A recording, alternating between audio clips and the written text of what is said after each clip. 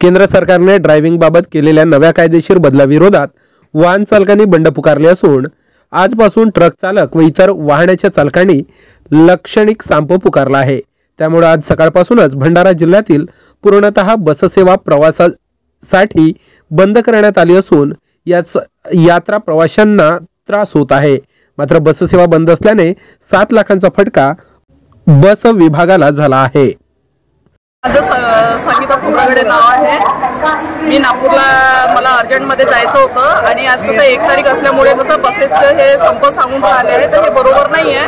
कारण public city पूर्ण कसं कोणी तात्पुरतेने कोणी म्हणजे अर्जंट कामाने बाहेर जाऊन राहिले आहे, कोणी कोणाला कोणतं पेशंटचं काम आहे काही आहे। आणि ॲक्च्युली मला पण आता कोणी सिरियस आहे माझे नातेवाईक, तर मला तिथेच जायचं होतं अर्जंटमध्ये, म्हणून मी इथे आली होती भंडाऱ्याला। तर भंडाऱ्यावरून मला आता माझ्या अर्जंट पेशंटकडे जायचं आहे। तर आता मी काय करणार आता इथून कोणती सुविधा नाही आहे नागपूरला जाण्याकरता।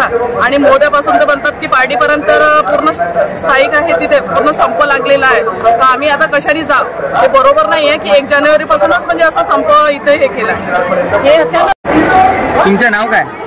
माझे नाव शिवशंभू घनश्याम घोडे। मी स्वर्गीय निर्धनराव पाटील वाघाळे तलाव विज्ञान महाविद्यालय सौंदर्याचे क्लर्क आहे आणि मी कॉलेजच्या कामानिमित्त नागपूर विद्यापीठामध्ये जात आहे।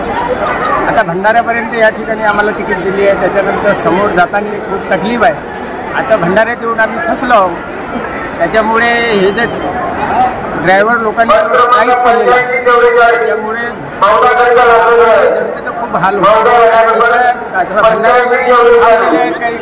भंडाऱ्यावरून तिकडं नागपूरला नाही जात आहेत आणि भंडाऱ्यापासून इकडं मागे सापोली वगैरेलाही नाही जात आहे, त्याच्यामुळे आता खूप प्रवाशांचे हाल होत आहे।